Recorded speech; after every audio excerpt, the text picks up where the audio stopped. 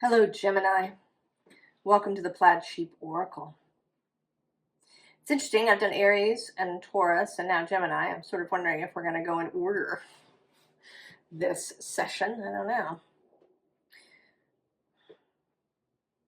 The phrase that comes for you, you are going to give your heart to something. Gemini, you're giving your heart to something.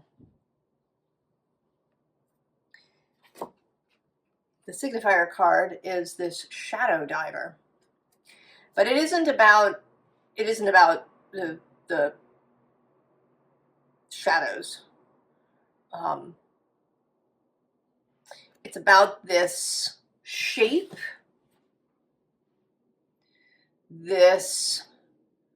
right, that things are focusing. It's actually looking a little bit like the iris on a camera, on an old-fashioned camera.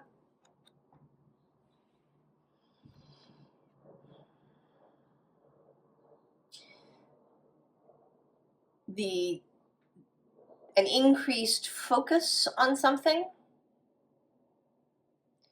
an increased narrowing, but not in a negative way. This is real dedication, devotion to something specific.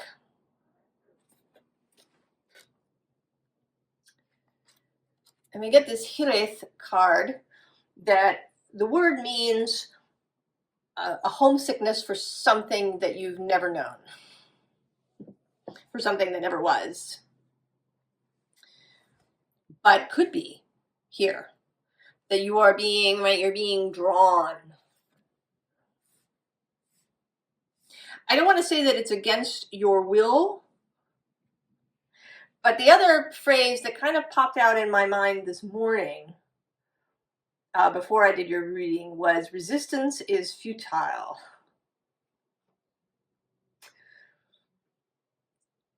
Which is from Star Trek, right, and the Borg. But here, as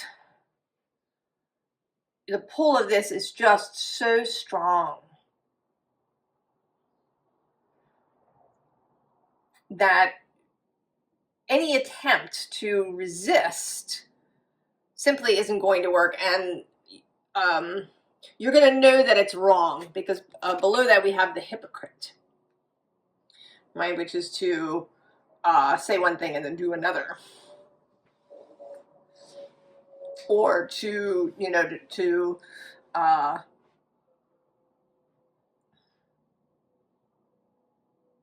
right, to have a false front.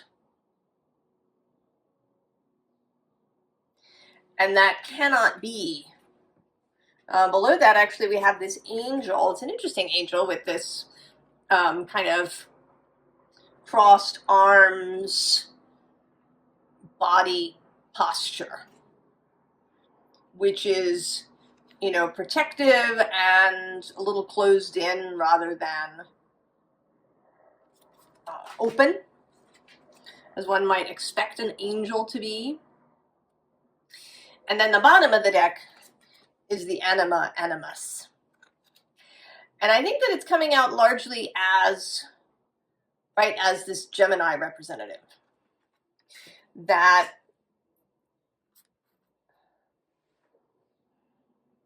you're integrating something is coming together. The men have an anima, women have an animus. This kind of alternative or opposing energy, that things are coming together.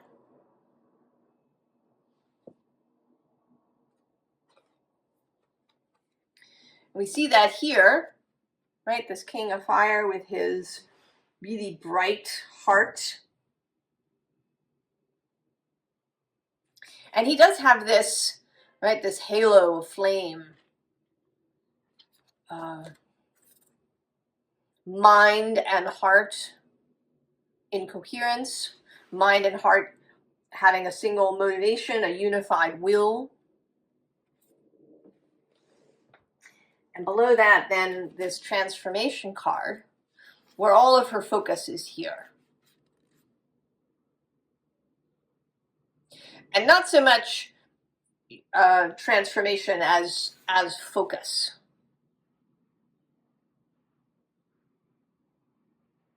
And it's a loving focus. It's a curious focus. You are, wondering what's going to happen next. Here it's like a child who, has a new baby bird and, goes outside to see every day how the bird has changed. Below that is the Eight of Earth. Really, I think it may be my favorite Eight of Pentacles, because it really highlights artistry, craft, love, the meeting of inspiration and action. I don't want to call it effort, because effort has this kind of, right, even just as a word, effort. There's something about that. And work doesn't really work for me either. So activity, the meeting of inspiration and action.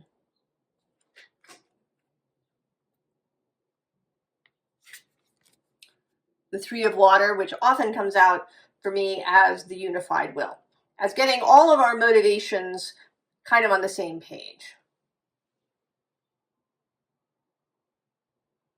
In the spiritual community, we often talk about our motivations as parts. We have the inner critic and the inner accountant and the inner child and these things. And I think this can have some useful aspects, at least in the beginning. But I believe that in order for the healing to really be complete, to move forward as an adult, as a mature person, we need to be integrated. To not think about ourselves as a whole bunch of different people all crammed into a single head. I think that actually creates more difficulty than it solves.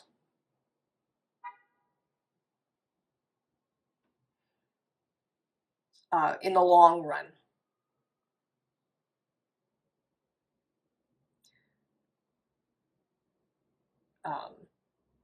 You don't have an inner accountant. You have a desire for financial stability. Part of you is motivated by, see that? I can't even, right? Part of you. You are motivated to have a stable financial system for yourself. You're also motivated to have fun. And you're motivated maybe to explore or to build something. And it is possible to find common ground between your motivations.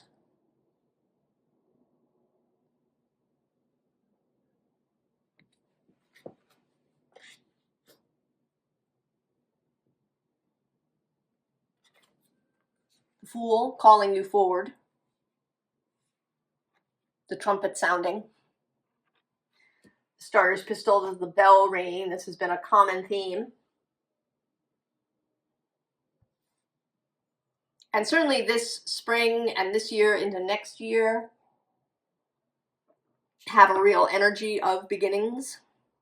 Actually, particularly the Fool, he's associated with air and to some extent with the planet Uranus. And Uranus is going to dip into Gemini this year for, I think, about 4 months. And then he will move into Gemini fully next year, for the next 7 years after that.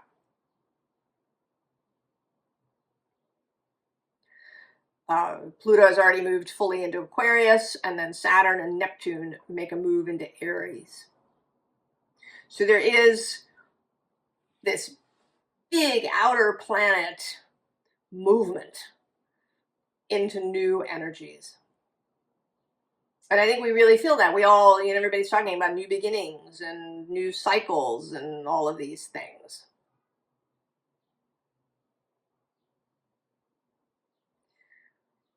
And when the trumpet sounds,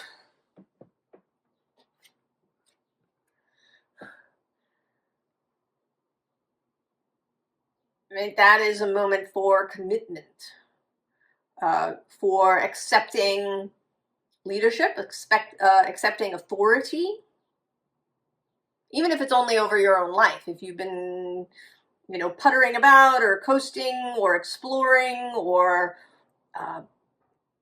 just not quite settling in any way, this is a moment for that commitment. Now, this isn't, again, necessarily forever. This is now. And it may be in part because Uranus is coming into Gemini, and that's a big energy of change, especially in Gemini. As he's been moving through Taurus, the changes may have been really deep for people with Taurus energy and for Taurus related things, but they haven't really been fast or sudden for the most part.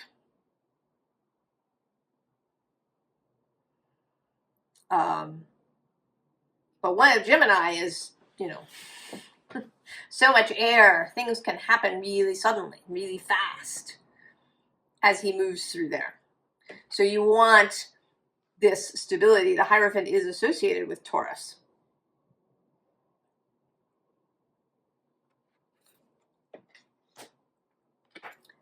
And then we get the wheel. Not surprised to see it, particularly this wheel. There you are, you're looking down into the hole. You're looking into this tunnel, this channel, this way to go. And it may be that initially it feels narrow, that it maybe makes you a little uncomfortable to commit to something, that it can feel like you are cutting yourself off from other options and opportunities.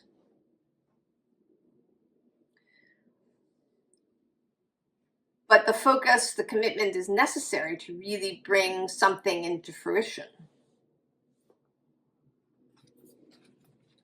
Ace of Fire.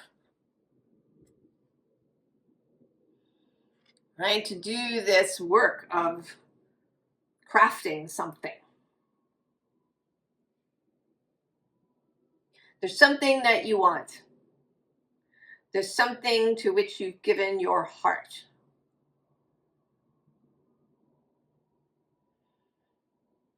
It's not something that you can really resist, or at least not without a lot of consequences.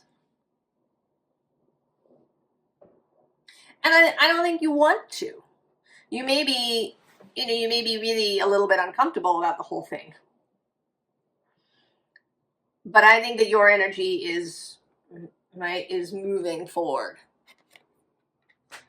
You may have some anxieties, some fears, but I think that overall you are ready to go. Because right below that we have the Journey.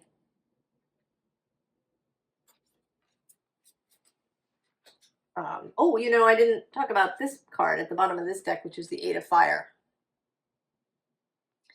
And in this deck, there's there's kind of a quietness. It's not as much speed as the Eight of Wands sometimes has associated with it. But there's fun, right? She's this little girl and a panda. That's just fun. And then we also have this Messenger of Water. This is the Page of Cups.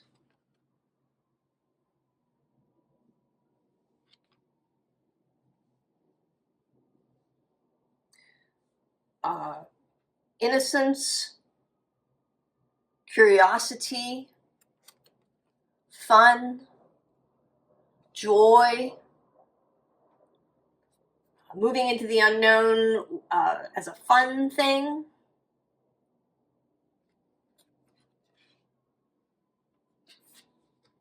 And then we have the initiation.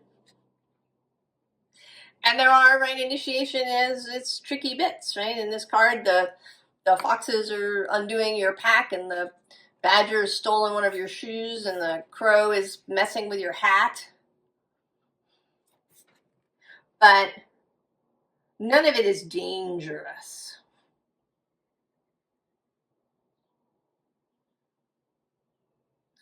It all builds skills.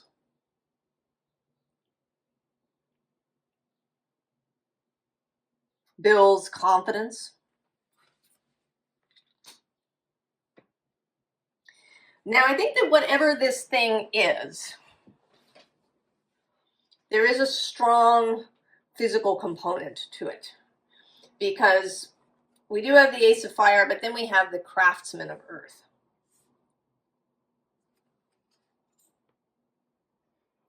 So there is, I think, something really, really physical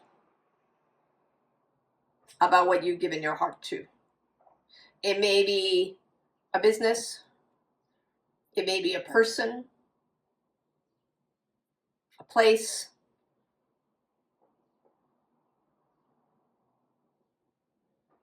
And there may even be something unexpected about it. This face that you see here is a little surprised. Right? Kind of mouth hanging open and eyes wide open. There's a sense of, oh, kind of. But you know what I'm thinking of now is, you know, those sort of humorous videos that people have about, you know, this is me when I meet a dog, or this is me when I meet a cat. And it's like, oh, oh. You know, it may be that you gave your heart to it and you didn't even know. You didn't even know how wonderful it was going to be.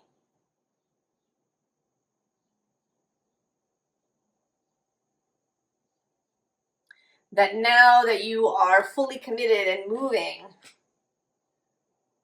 that it's even more sort of wonderful and engaging and enlivening and vitalizing than you even knew it was going to be.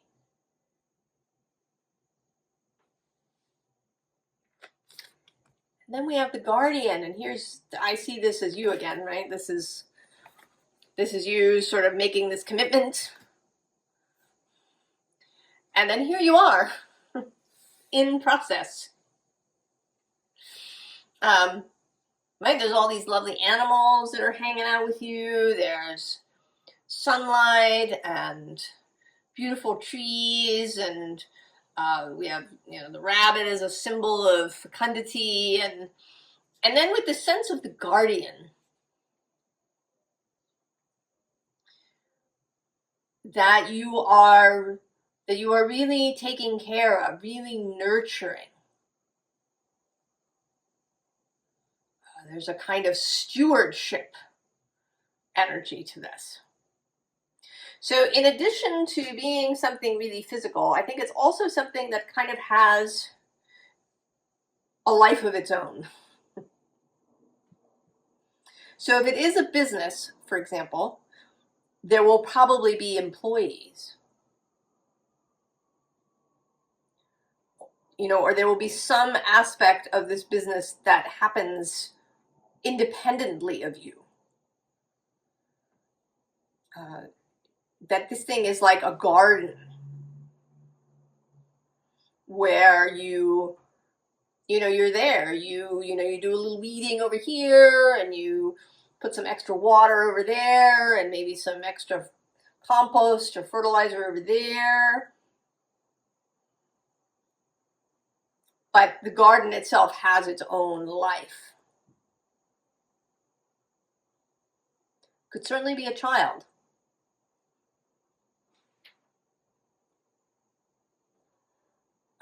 Could even be a relationship with somebody. That the relationship itself has life, that the two of you together create a new entity, a new being.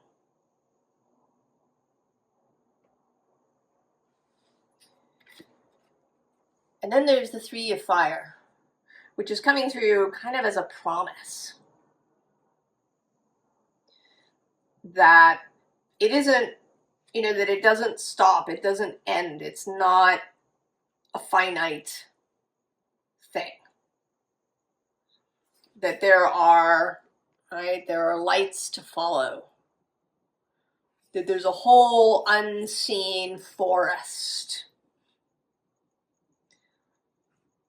beyond. It's kind of a promise that you won't be bored, Gemini. That it has, because it has this life of its own, it's not a, it's not a static thing. I kind of want to say that even if it's something like a house, because you can totally give your heart to a house, that, you just love, that even a house, in the sense that it has, different people may come there, you may begin as, kind of in a hermity way, but then you get to know the neighbors and you start having people over, and the house becomes this, space of synergy and noise and creativity. Or, maybe you start a business that happens in the house, or you build things onto the house, or, you have a lot of fun transforming the house kind of repeatedly over time. But there is something, there is more. There is a future. There is an unknown, even beyond what is unknown now.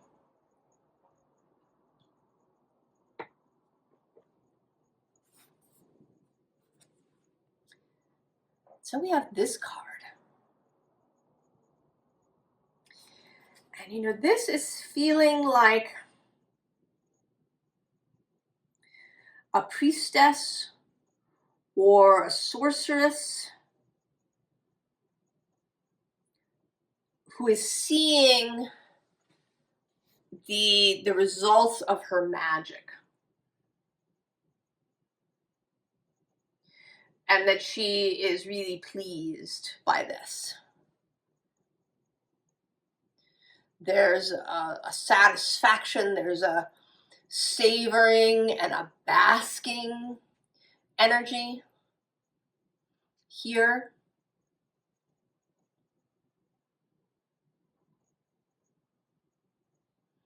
There's also the sense of the visionary,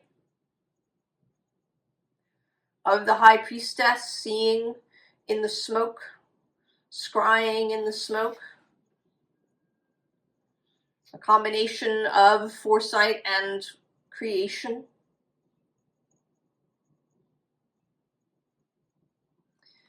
The bottom of the deck is the journey again. But it might not be alone. Most of these cards show a single figure. Even the Guardian, he's got all these animals, but he's the single human in the picture. But under this card, we do have this trio. So for some of you, it may not be everybody. For some of you, this may involve other people. And that perhaps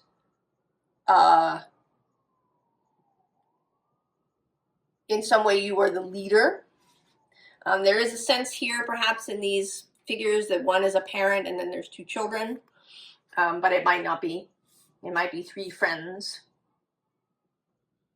Or just, a number of people, that there are people that will be involved in this.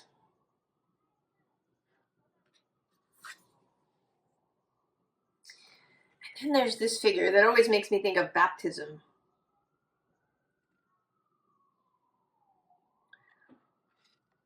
So whatever this thing is, right, this initiation aspect.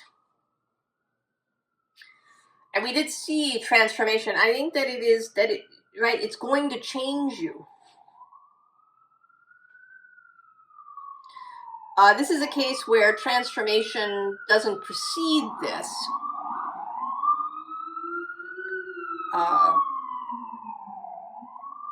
It follows it.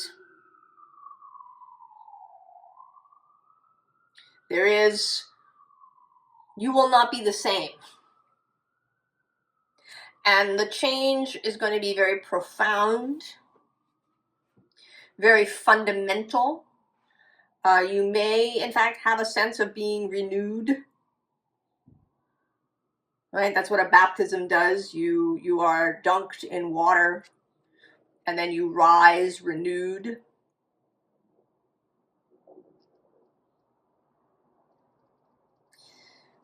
And I think that it's going to give you, you're going to get new skills.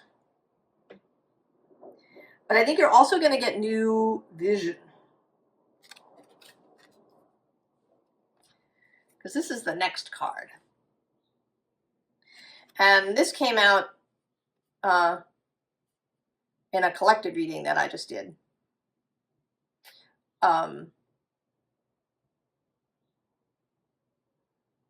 Right, a sense of creation.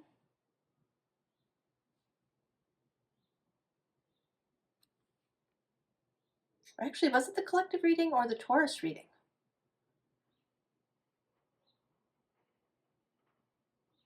I'm not sure now. But either way, this sense of, because Taurus was in part about creation. So there is something, right, something about diving deep.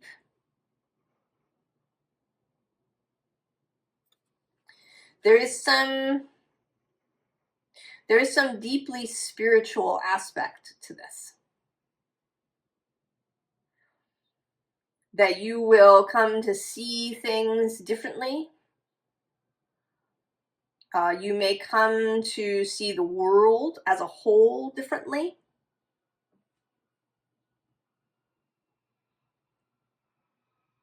And your place in it.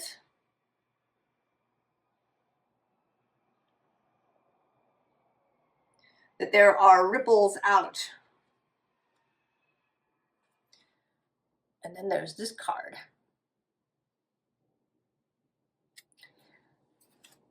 And I'm seeing it now as you walking around and this, right, this magic that you created here, that is here as you rise from the waters, that is here in the deeps, that it walks with you. The magic walks with you.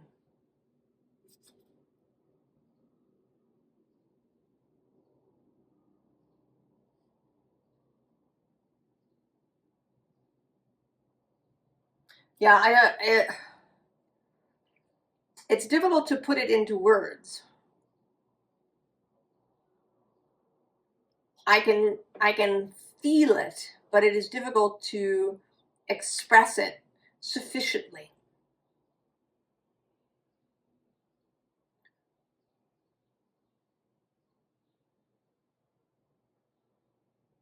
You know, there's also in this card, right, there's land, there's some ocean happening here, there's, you know, cobblestones, there's, right, it's the intersection of different places. I think it's the intersection of different dimensions.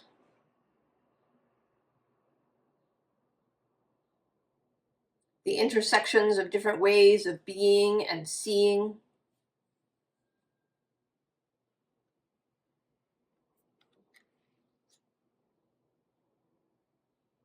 I think you will understand when you get there fully, Gemini. And so we have the High Priestess.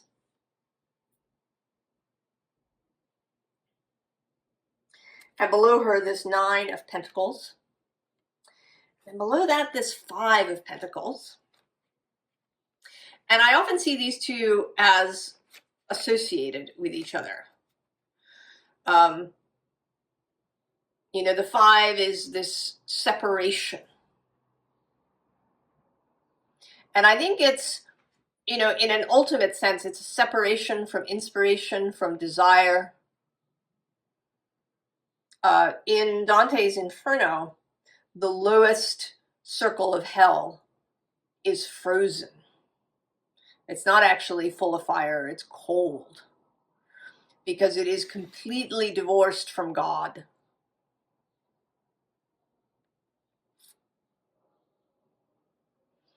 Right? It's complete separation from that, you know, kind of unconditional love.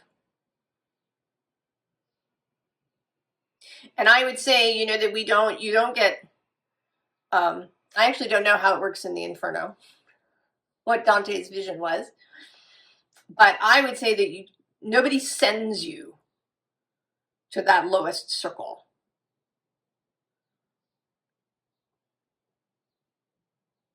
Right? It's not a punishment thing. You end up there, and you may end up there because, you know, you're coping with things that happened to you. So there's no judgment, there's no fault finding in the idea that you end up in this 5 of Pentacles space of separation.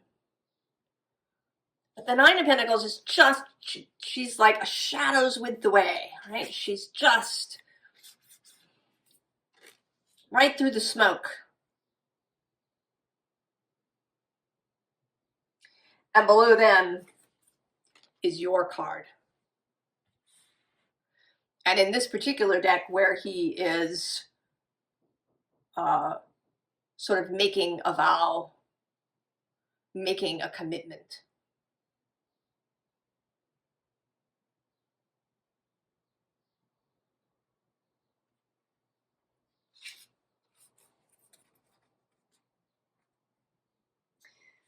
The bottom is this 5 of Cups. And I want to say that, you know, maybe you've been here on this rock for a long time, and you were thinking that that no one was going to come and help you. But you don't have to wait for some particular ship to come and get you necessarily. I mean, there's a whole bunch of ways that she could, right? She could just jump into the ocean.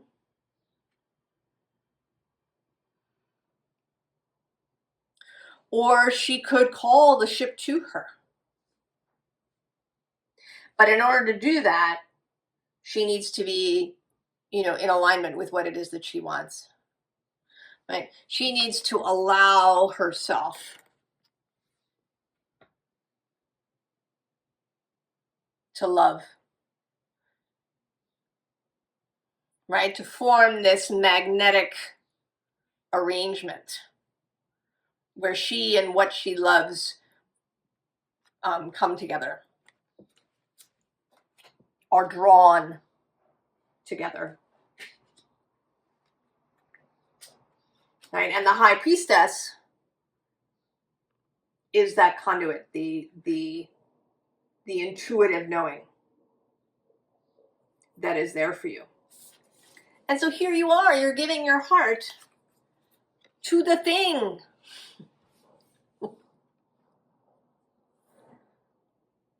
You're giving your heart to the thing. And then you're just going.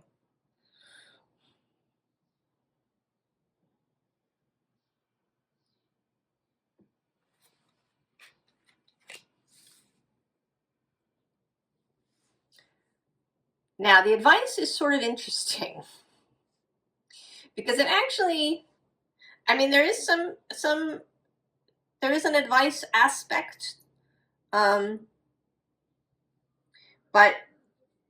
it's more about some of the consequences. So we have here this Greatest Show on Earth card, which always comes out for me as your fellowship, right?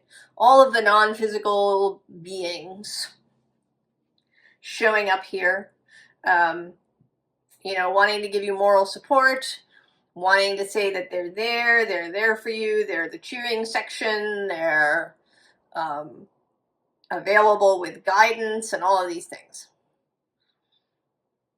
And they're waiting with great anticipation, right? They've come to the greatest show on earth, which is to say your life.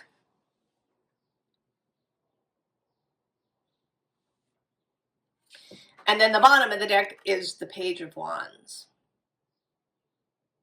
So that, right, that energy of beginning.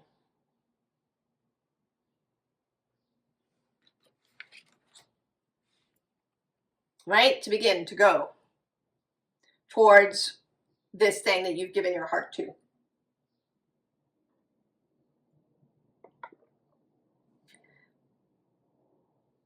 Now, an aspect of something that's going to happen, sort of more consequences. We have this Seven of Cups. So there is, right, there is a choosing.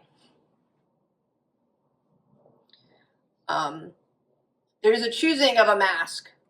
Not, right, like not in the hiding sense. But, you know, in choosing how, right, what is the show that you're putting on? Right, that you choose a role.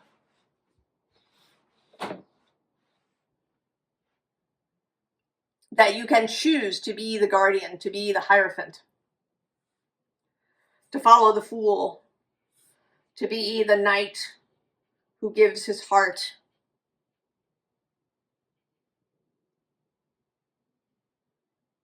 That can be a choice.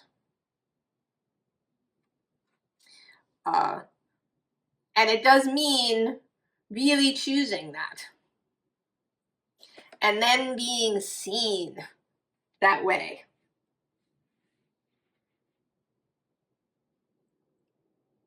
Not just by the fellowship who, you know, sees you always, you know, as your wholeness and also, you know, what it is that you want and desire, but to be seen by other people. To be seen to be going for this thing.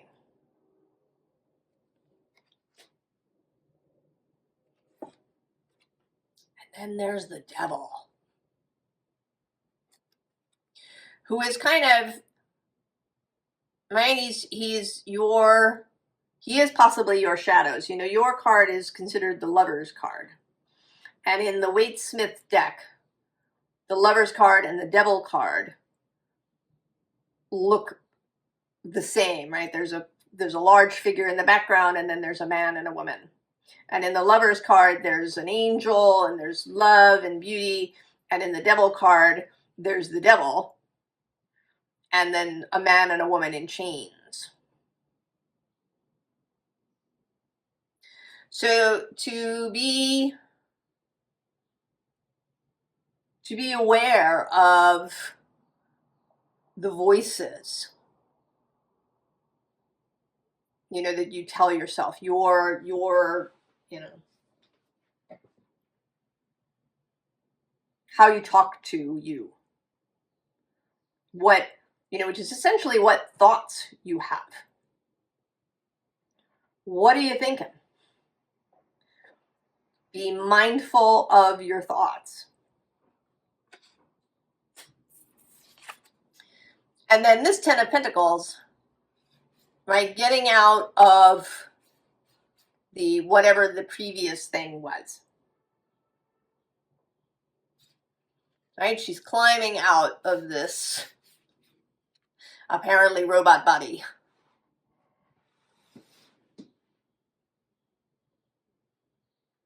So doing this thing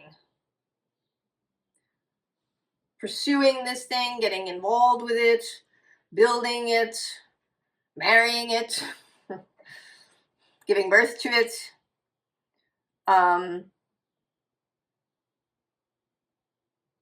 Will have some consequences.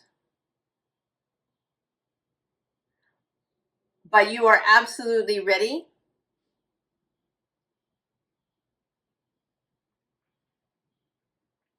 You are absolutely capable.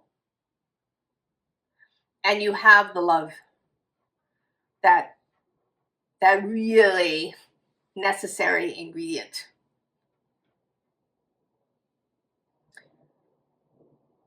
I don't know, I'm sort of, this doesn't often happen, but kind of feeling like pulling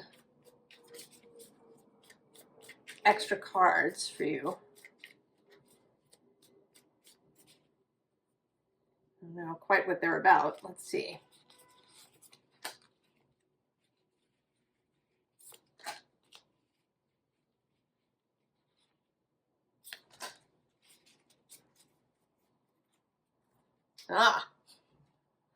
Justice, alignment on the bottom.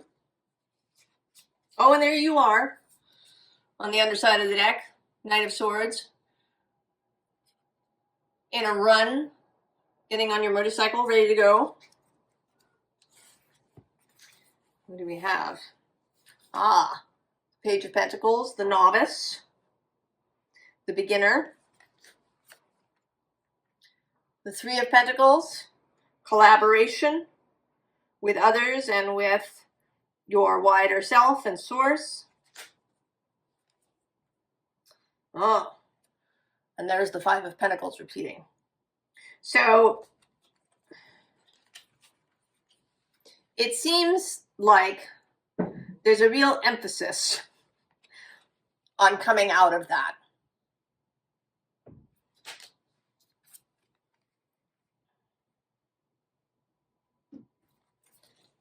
On releasing any sense of isolation, of self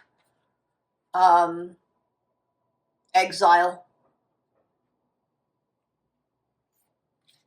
that you may have done, either from people around you or from your own desires because they seemed out of reach, or from the world because you feel like it sucks.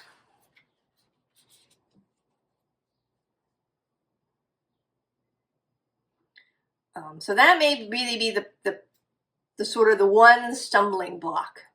And it is the Shadow Diver card. So there is a sense of the shadow. There may also be a sense that you need to do things alone. And that you don't need to do that, possibly. But this all looks really gorgeous, Gemini. The building of this thing, the commitment to it. I mean, it seems like your whole journey here through the channel has been one of coming to this place where you could really commit to this thing that's going to really ripple out and change your life in ways that you aren't anticipating. I wish you all the best, Gemini, and I hope you'll come and tell us about it if you know what this thing is. And I'll see you next time. So long, Gemini.